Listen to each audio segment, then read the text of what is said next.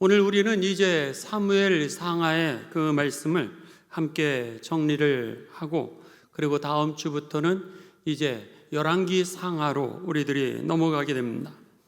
먼저 우리들이 도표를 좀 보도록 하겠습니다. 그 도표를 보시면은 사무엘 상과 사무엘 하의 내용이 어떻게 정리가 되어 있나라고 하는 것을 여러분들이 도표를 보시면은 우리가 한 번에 좀 이해하시기가 편할 것 같습니다. 사무엘이라고 옆에 되어 있습니다. 여러분들이 보실 때에 이제 이 왼쪽입니다. 여러분이 보실 때 그 사무엘이라고 써 있는 그 책의 상하가 바로 그만큼 되어 있다, 이렇게 생각하면 맞습니다. 거기에 주인공은 3명입니다. 첫째는 사무엘, 그리고 두 번째는 사울, 그리고 세 번째는 다윗입니다. 그래서 사무엘 상은요, 사무엘과 사울을 주로 집중적으로 그들의 삶을 통하여 하나님이 이루시는 하나님의 그 사건들을, 그 역사들을 기록하고 있고요. 그리고 더 나아가서 사무엘 하는 이제 이 사울 왕과 더불어서 다윗이 왕이 되어지고 하나님에게 쓰임을 받는 데까지가 바로 사무엘 하입니다. 그러니까 사무엘 상과 사무엘 하는 이제 사사시대를 끝내게 되고 모든 사람이 제멋대로 생활하는 그 가운데 그 하나님께서 그 일꾼들을 뽑으셔서 이제 하나님의 뜻을 계속해서 이어가시게 됩니다. 그 세 사람이 바로 사무엘이었고, 그리고 사울 왕이었고, 다윗 왕이었던 것이죠. 그래서 오늘은 이제 우리가 사무엘 하, 다윗 왕에 관한 부분들을 마지막으로 정리를 하면서 이제 다음 주부터는 열왕기 상, 열왕기 하로 이제 들어가게 됩니다. 그럼 열왕기 상과 열왕기 하는 어디서부터 이어지게 되느냐? 이제 다윗이 죽게 됩니다. 다윗이 죽으면서 솔로몬이 왕으로 이제 세워지게 되고, 그리고 나서 솔로몬 이후에 하나님의 뜻대로 저가 살아가지 아니하고 우상과 그리고 열방에 있는 나라와 부유한 가운데 속에서 정략적인 결혼을 하게 됩니다. 정략적으로 인간적인 계획으로 나라가 부흥시키게 되어질 것 같기도 하고, 삶이 부흥될 줄 알았는데 인간의 정치라고 하는 것은 결국 나라를 분열시키게 됩니다. 그래서는 통일왕국이었던 다윗 왕국이 솔로몬 이후에 나라가 남쪽과 북쪽으로 갈라지게 되고, 그리고 나라의 힘을 잃게 되면서 망하게 되고 바벨론에 의하여서 완전히 멸망하는 내용이 열왕기상과 열왕기 하의 내용입니다. 그 이후에 이제 역대상과 역대하라고 하는 책이 나오게 되는데, 이 역대상과 이 역대하는 사무엘 상하와 열왕기 상하 책을, 역사를 갖다가 종합해 놓은 책이 바로 역대상과 역대하다, 이렇게 보시면 맞습니다. 그래서 여러분이 보시는 화면에 맨 하단에 보시면 역대상은 사무엘, 사울, 다윗에 이르게 되는 그 역사 부분에 특별히 다윗에 집중해서 이제 성경을 기록하고 있고, 그리고 나서 다윗 이후에 솔로몬부터 그 나라가 망하는 그 시점까지, 바벨론에 의하여 나라가 망하는 시점까지가 역대하의 내용으로 기록이 되어 있습니다. 우리가 이렇게 도표를 그려서 전체적인 내용이 사무엘 상은 사무엘과 사울, 그리고 사무엘 하는 다윗, 이렇게 생각하시면 성경이 이해하기가 쉽고요. 열왕기 상은 솔로몬, 열왕기 하는 분열 왕국과 그리고 나라의 멸망, 이렇게 생각하시면 우리가 조금 더 이해하기가 쉽습니다. 그런 면에서 여러분들이 잘 알고 계시는 엘리야 선지자라든지 또 엘리사 선지자 같은 경우는 아까 방금 전에 화면을 잠깐 보여주시기 바랍니다. 이 도표에 보시게 되면 엘리야라고 하는 선지자가 어디 나오는지, 또 엘리사라고 하는 선지자가 어디 나오는지는 이렇게 화면에 보시면은 솔로몬 이후에 그 나라가 분열되어 있는 상태에서 엘리야라고 하는 선지자가 이제 나오게 되고, 그리고 그 이후에 아합 왕 이후에 엘리사, 이 선지자가 등장하는구나, 그러니까 세 명의 큰 선지자가 등장을 하고 있습니다. 첫째는 사무엘이라고 하는 선지자를 통하여서는 왕들이 세워지게 됩니다. 사울왕 그리고 다윗왕이 세워지게 되고요. 그 이후에 엘리사 선지자가 등장하게 되고 엘리사를 통해서 또 하나님의 뜻이 전달되고 그리고 이제 엘리야를 통해서 하나님의 뜻이 전달되고 그리고 엘리사를 통하여서 하나님의 뜻이 전달된다. 이렇게 생각하시면 우리가 성경에 나오는 큰 선지자들 사무엘, 엘리야, 엘리사가 어떻게 이제 사역을 하는가라고 하는 것을 우리들이 쉽게 이해할 수가 있습니다. 지금까지 그렇다면 사무엘 상과 사무엘 하의 그 중점적인 주제가 무엇인가라고 하는 겁니다. 그랬을 때 첫 번째 왕은 사울이었습니다. 그렇지만 사울은 역시 사람들에게는 인정을 받았지만은 그도 처음 마음을 유지하지 못했습니다. 그래서는 결국 그가 이제 여러 가지 모양으로 하나님 앞에 죄를 짓게 되죠. 예를 들면 그가요 이제 하나님의 약속대로 살아가지 않게 됩니다. 왕이 되기 전까지는 하나님을 잘 따르는 것 같았는데 왕이 된 이후에 그의 마음이 늘 앞서고 그의 행동이 앞서게 됩니다. 예를 들면 전쟁을 하게 되었습니다. 전쟁을 하게 되었을 때에 이제 사무엘 선지자가 와서 전쟁을 위해서 이제 승리를 위해 기도해 주면 좋겠다. 그런 마음을 가지고서 엘리야 선지자를 초청하게 됩니다. 제가요 군목으로 있었을 때 이제 군인들이 그 훈련을 나가게 됩니다. 훈련을 나가게 되면 군 목사님을 초청을 해가지고 이제 연병장에서 출정식을 하고 그리고 출발하는 군인들을 향하여서 제가 가운을 입고 그리고 나서 그들을 축복기도 하게 됩니다.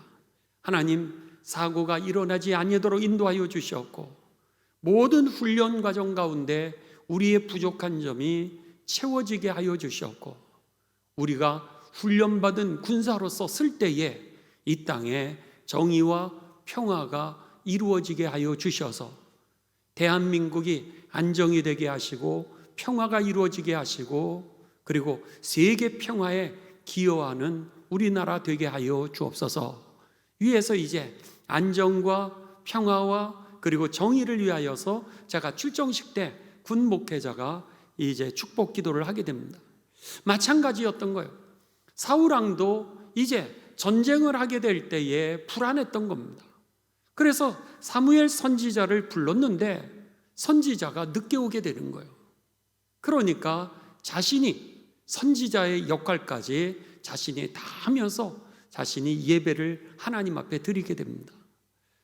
내가 해야 될 일이 있고 선지자가 해야 될 일이 있는데 내가 커지다 보니까 내가 급하다 보니까 늘 내가 주님보다 앞서갔던 거죠. 그게 사울의 모습이었습니다. 또 한 번은 이제 가서 아말렉과 전투를 하고 그리고 다른 민족들과 전투를 하면서 하나님께서 말씀하시는 건 뭐냐면 그 가지고 있는 모든 전리품들을 갖다가 다 진멸시켜라. 그 이방의 우상의 제물들이 너희들의 삶 가운데 들어오지 못하도록 이제 모든 것을 진멸시켜라, 성결하라 라고 하는 그 명령을 하시게 됩니다. 그렇는데 성결하라고 하는 이 명령보다는 자신의 생각이 늘 앞서게 됩니다. 보니까 너무너무 좋은 짐승, 소, 양, 전리품들을 바라보면서 욕심이 생기게 됩니다. 내가 이것을 가져다가 그리고 전리품으로 사람들에게 나눠주면은 내가 영웅으로서 인정을 받겠구나.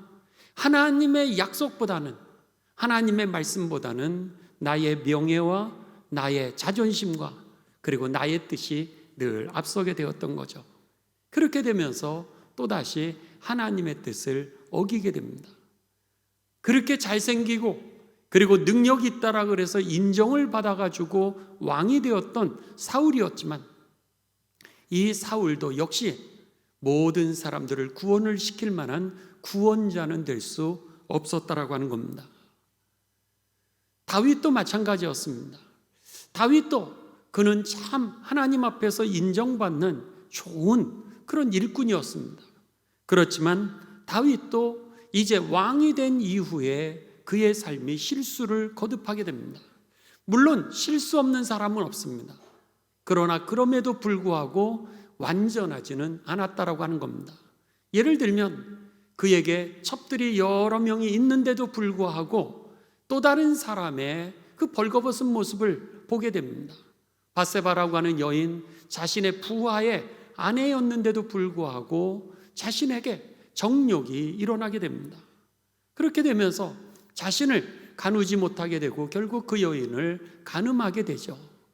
그리고 나서는 그 죄를 덮기 위하여 그의 남편을 전쟁에 앞세워서 죽게 만들게 됩니다.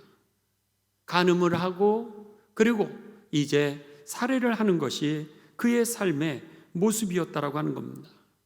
이런 식으로 다윗조차도 그렇게 인정받고 하나님이 보실 때 흡족한 인물이었음에도 불구하고 그의 삶은 온전하지 않았다라고 하는 겁니다.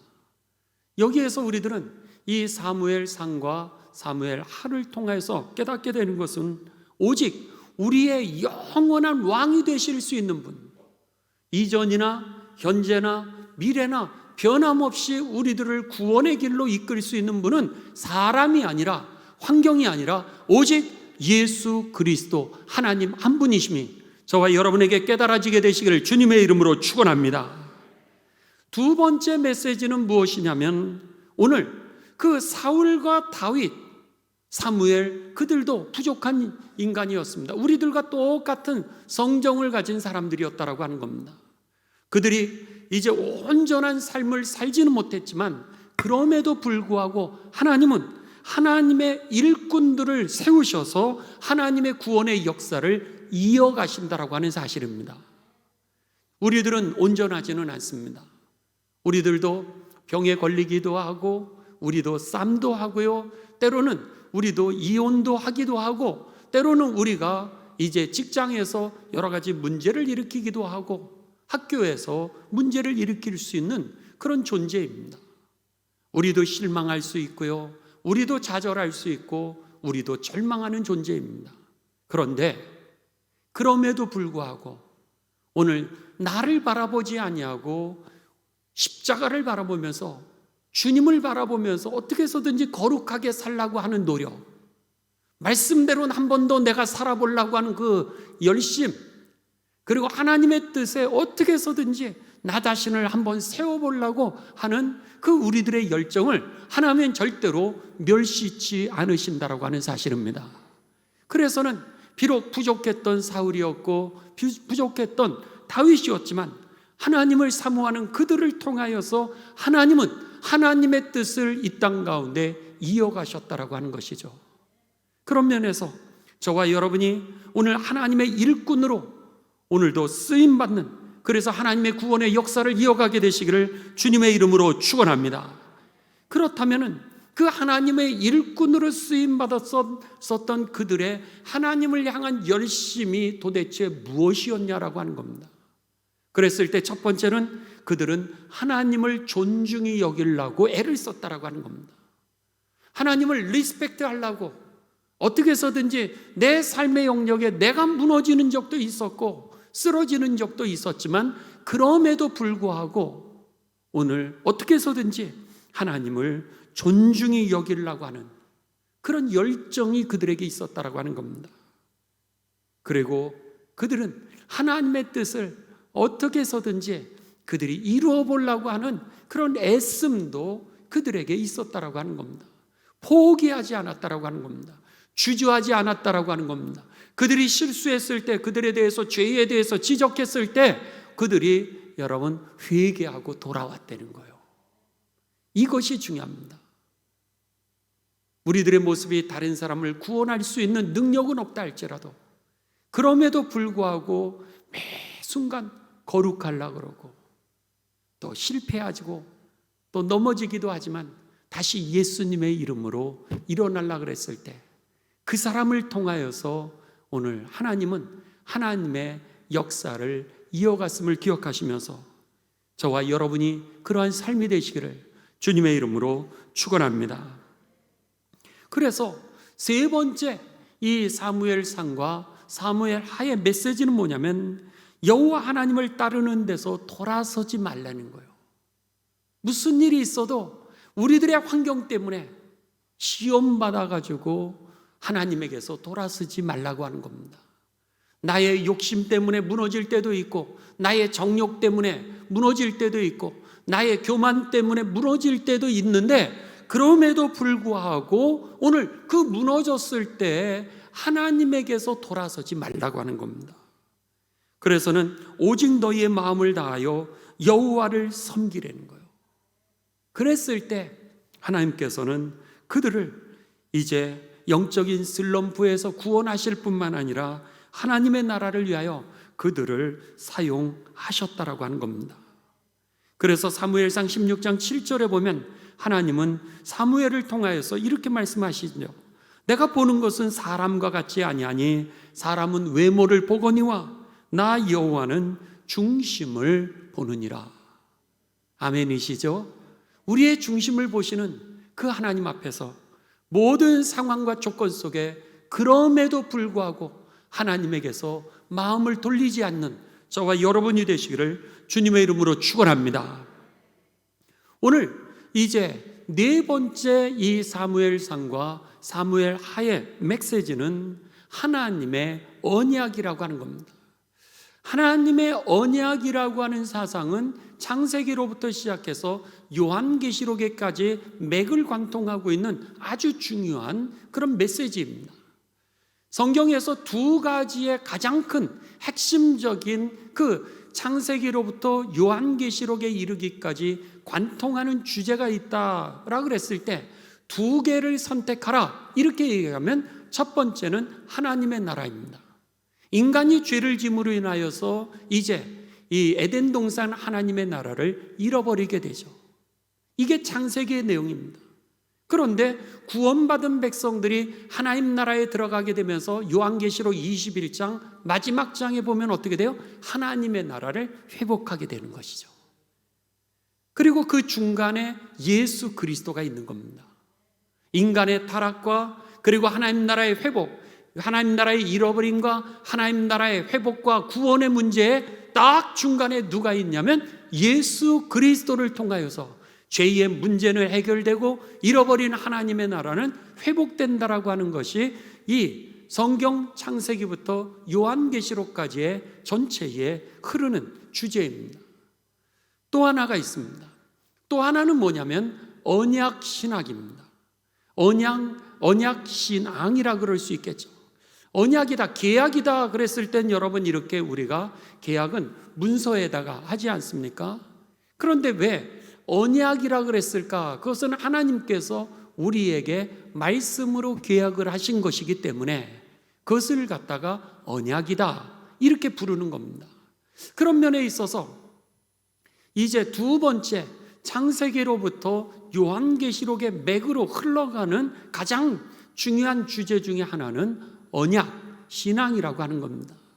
오늘 본문 말씀 이 다윗에게 하나님께서 약속하신 그 축복의 약속이 바로 다윗의 언약, 축복입니다.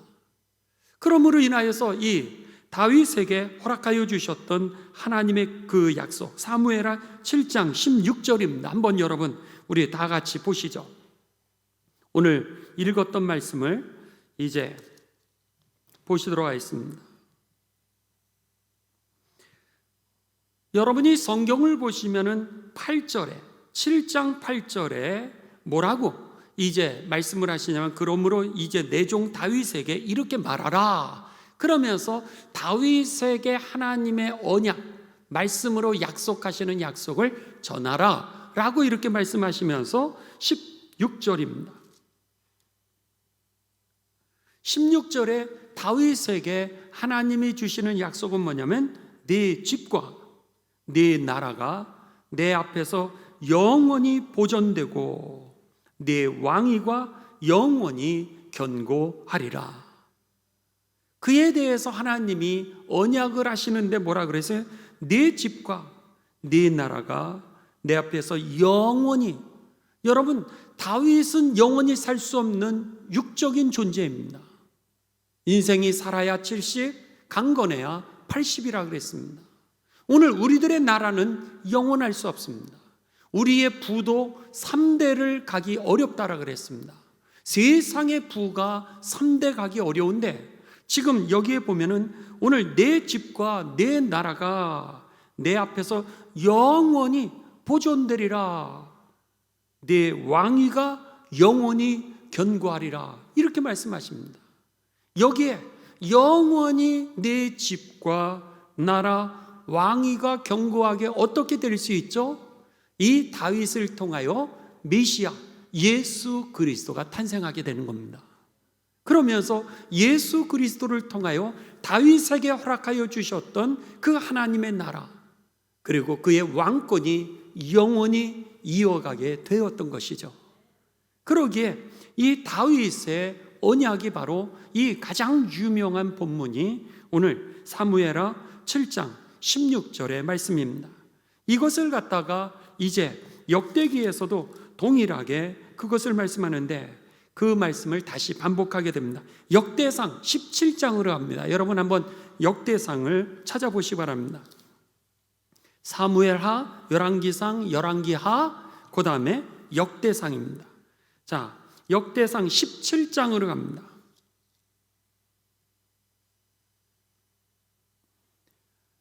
제가 가지고 있는 성경으로는 구약성경 636면입니다. 역대상 17장 11절,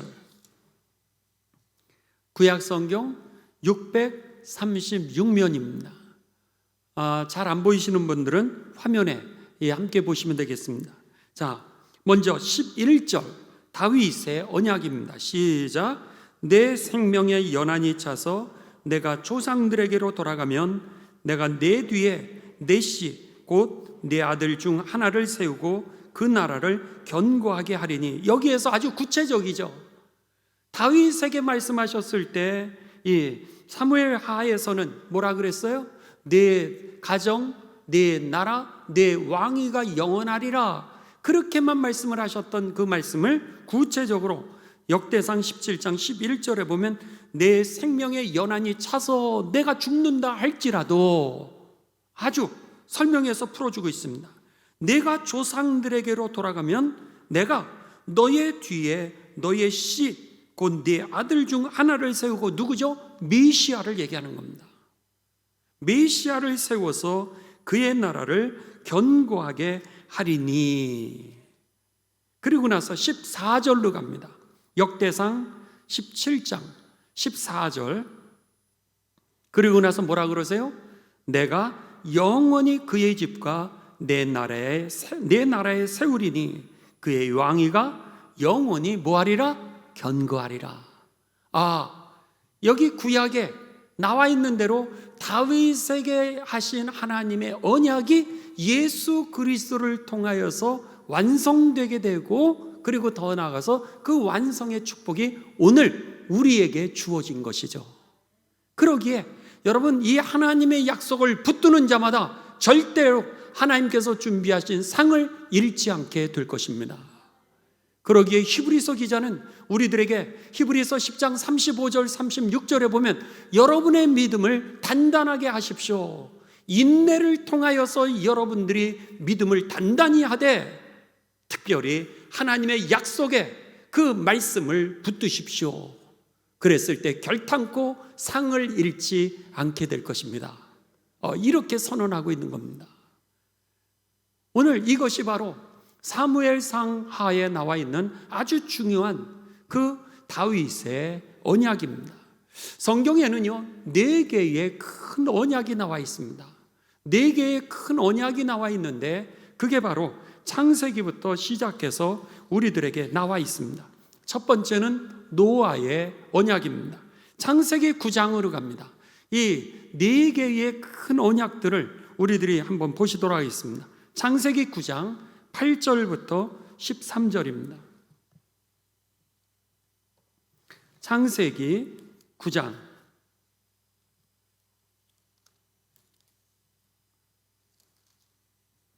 이제 모든 사람이 생각하는 것이 다 악한 것을 보시고 하나님이 그의 죄들에 대하여 홍수로 심판을 내리십니다.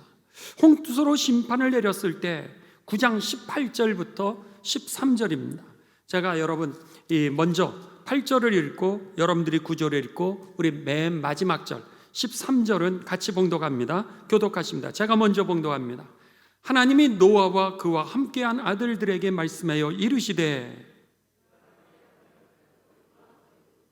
너희와 함께한 모든 생물 곧 너희와 함께한 새와 가축과 땅의 모든 생물에게 세우리니 방주에서 나온 모든 것 곧 땅의 모든 짐승에게니라.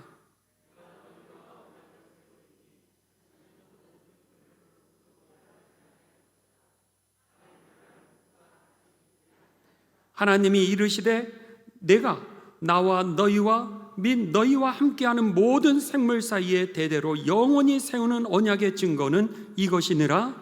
내가 내 무지개를 구름 속에 두었나니 이것이 나와 세상 사이에 뭐라? 언약의 증거니라. 하나님의 첫 번째 언약은 무엇이었냐면 노아와의 언약이었습니다.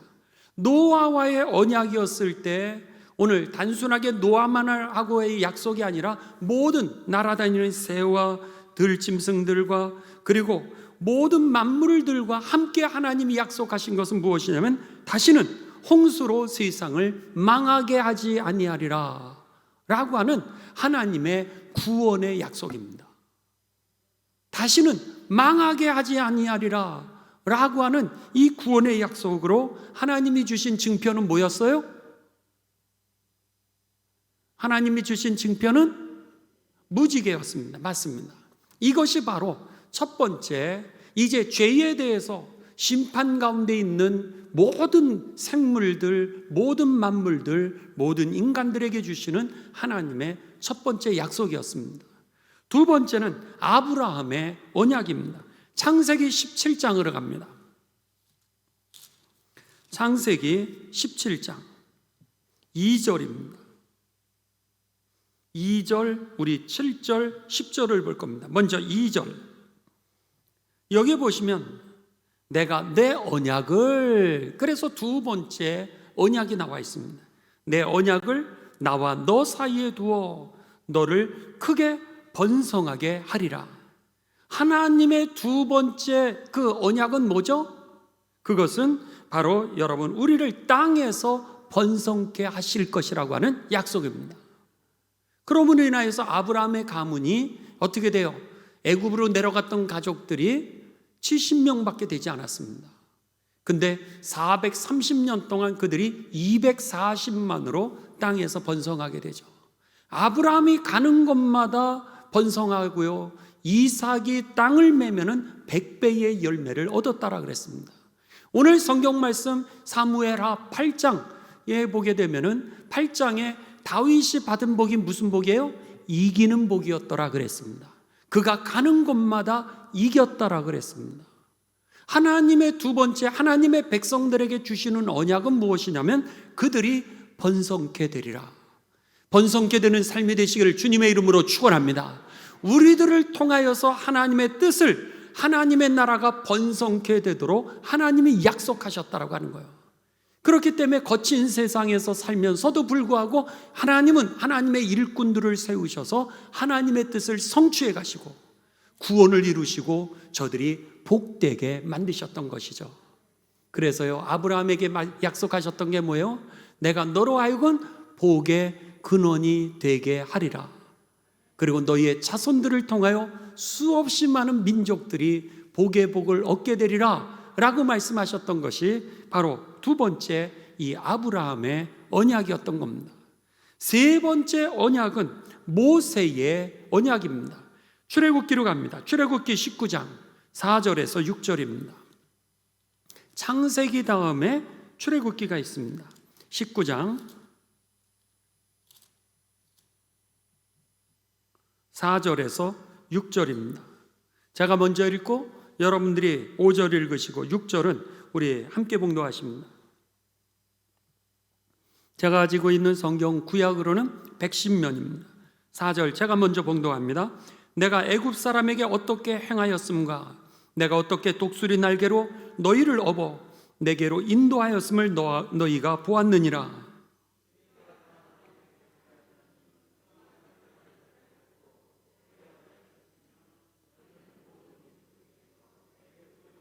함께 봉독하십니다. 너희가 내게 대하여 제사장 나라가 되며 거룩한 백성이 되리라. 너는 이 말을 이스라엘 자손에게 절할지니라. 아멘. 세 번째 하나님의 언약은 바로 19장 4절부터 6절 이스라엘 백성들이 출애굽하고 나서 시내산에 도착하게 됩니다. 시내산에 도착하게 되었을 때 하나님께서는 그들과 언약을 맺으십니다. 언약을 맺으시는 그 증거로 그들에게 무엇을 주시죠? 맞습니다. 십계명 돌판을 주시게 되는 겁니다. 그렇다면 아브라함과 언약을 맺으시고 그 언약의 증거로 뭐를 주시죠?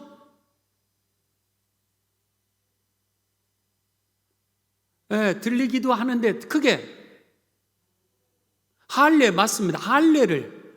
그러니까 아브라함하고 언약을 맺으시면서 나는 너의 하나님이 되고 너는 나의 백성이 되는 그 증거로 그에게 무엇을 하라 그래요? 할례를 행하라 그랬습니다.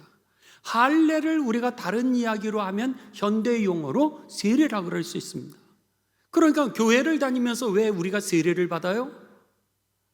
그것은 바로 하나님의 약속 안에 내가 들어가는 징표였던 겁니다. 할례라고 하는 것이 뭐 별 볼 일 없는 것 같습니다. 그런데도 불구하고 그것을 통해서 내가 하나님의 백성이라고 하는 것을 이제 증명하는 거예요. 마찬가지로 세례라고 하는 것도 아무것도 아닌 의식 같았는데 중요한 것은 하나님이 나의 하나님이 되시고 나는 하나님의 자녀입니다 라고 모든 사람 앞에서 하나님 앞에 내가 서원하는 그 의식이 바로 세례 예식이요, 그 다음에 온 회중을 증인으로 삼는 것이 바로 세례 예식이었던 겁니다. 그런 면에서 그리스도인 된다라고 하는 것은 어떤 이 의식을 교회를 다니냐, 내가 꼭 세례를 받아야 되느냐, 그런 것보다는 오늘 내 믿음의 고백이 확실하게 씀으로 인하여서 하나님의 언약 안에 들어가게 되는 것이죠. 그래서 화면으로 예배를 드리시는 분이나 아니면 여러분 회중들이 이 자리에 앉으셨을 때 여러분이 이 세례를 받지 못했다면 반드시 세례를 받으시길 바랍니다.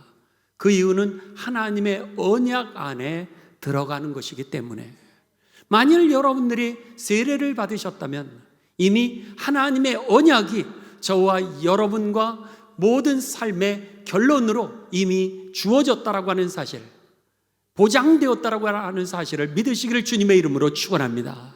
이게 성경이 하나님이 우리들에게 주시는 언약이었던 겁니다. 오늘 세 번째는 뭐였냐면 모세의 언약이었던 겁니다. 그래서는 모세에게 하나님이 세 가지를 약속하시죠. 하나님의 말씀에 순종하라는 거예요. 말씀에 순종하면 세 가지를 우리들에게 주실 터인데, 첫째는 너가 나의 소유가 되리라. 이게 바로 5절의 내용입니다. 너희는 모든 민족의 내 언약을 지키면 너희는 모든 민족 중에서 나의 소유가 되고, 첫 번째 하나님의 소유가 되고, 두 번째는 제사장 나라가 되고, 너를 통하여서 다른 사람을 축복하고, 제사장의 역할이 뭐죠? 하늘의 축복을 사람들에게 전해주는 역할이 제사장이 하는 일이요, 사람들의 죄의 문제를 하나님 앞에서 해결해서 그들로 하여금 구원의 자리로 나올 수 있도록 하는 게 제사장의 역할인데, 누구를? 바로 너를, 이 언약 안에 들어와 있는 너를 통하여서 너가 나의 소유가 되어서 하나님의 나라를 내가 보장할 뿐만 아니라, 하나님 나라의 유산을 보장할 뿐만 아니라 너를 제사장으로 세워서 너를 통하여 내가 복받게 할 거고, 그리고 너를 통하여 다른 사람을 구원하리라. 어마어마한 얘기죠. 여러분, 그래서 오늘 복음이 전해지는 곳마다 사람들이 살아나는 겁니다. 근데 놀랍게도 저와 여러분을 통하여서 그 일을 이루신다는 거예요. 이번에 우리가 생명축제를 합니다. 저와 여러분을 통해서 저들이 복을 받고 저와 여러분을 통하여서 저들이 구원을 받는 자리가 되시기를 주님의 이름으로 축원합니다. 그 다음에 세 번째는 뭐예요? 거룩한 백성이 되게 하리라 그랬습니다. 첫 번째는 내 소유가 되고, 두 번째는 제사장의 나라가 되고, 그리고 세 번째는 거룩한 하나님의 백성으로 내가 직접 너를 통치할 거야, 내가 너와 늘 동행할 거야를 하나님이 약속하십니다. 이것이 바로 세 번째 언약이었죠. 마지막 네 번째 언약은 여러분과 제가 보았던 다윗의 언약이었던 겁니다. 그래서 네 나라, 너의 가정, 그리고 너의 왕위가 영원하리라. 그런데 우리에게 약속하신 그 약속이 어떻게 계속해서 이어진다고요? 예수 그리스도를 통하여서 우리가 영원에 잇대어질 수 있도록 그렇게 하나님께서 우리들에게 언약을 하셨던 것이 바로 이 창세기부터 요한계시록까지, 특별히 구약에서 4개의 언약이 성경을 관통하고 있는 주제였던 것입니다. 성경을 관통하고 있는 주제를 2개를 뽑으란다면 하나는 뭐라고요? 하나는 오 주여